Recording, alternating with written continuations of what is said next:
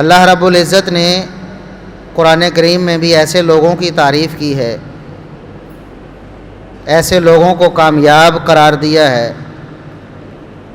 جو اللہ رب العزت کی فرما برداری پر ساری زندگی بسر کر دیتے۔ جب وہ نیکی کی راہ پر آتے ہیں تو پھر ڈٹ جاتے ہیں۔ دنیا کی کوئی رکاوٹ انہیں اللہ کے راستے سے دور نہیں کر پاتی، کوئی پریشانی، کوئی مسئلہ، کوئی مصیبت ان کو اپنے مشن سے روک نہیں پاتی۔ ان الذین قالوا ربنا اللہ ثم استقاموا، جن لوگوں نے اللہ رب العزت کی ربوبیت کا اقرار کر لیا پھر اس پر ڈٹ گئے، استقامت اختیار کر لی، موت تک پھر اپنے موقف سے ہٹے نہیں ہیں، ہلے نہیں ہیں، ایسے ہی لوگ ہیں جن کا انجام بخیر ہوتا ہے، جن کو حسن خاتمہ کی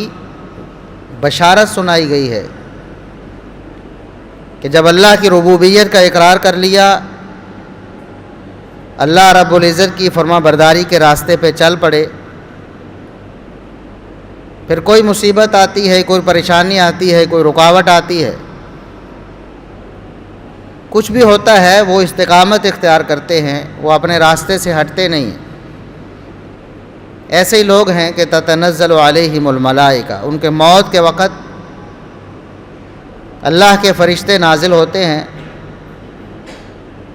اور ان کو خوشخبریاں سناتے ہیں، اللہ تخافوا ولا تحزنوا، تم ڈرو نہیں، غم نہ کرو، آئندہ جو معاملات ہیں ان پر کسی اندیشے کا شکار نہ ہو جاؤ،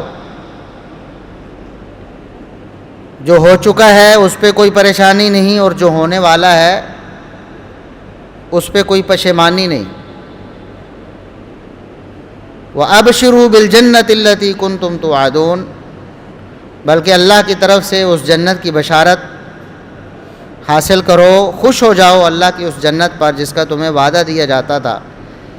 کہ اگر تم اللہ کی فرما برداری کے مطابق اپنی زندگی کو بسر کرو گے تو پھر تمہیں جنت ملے گی، اس جنت کی خوشخبری تمہیں دی جاتی ہے،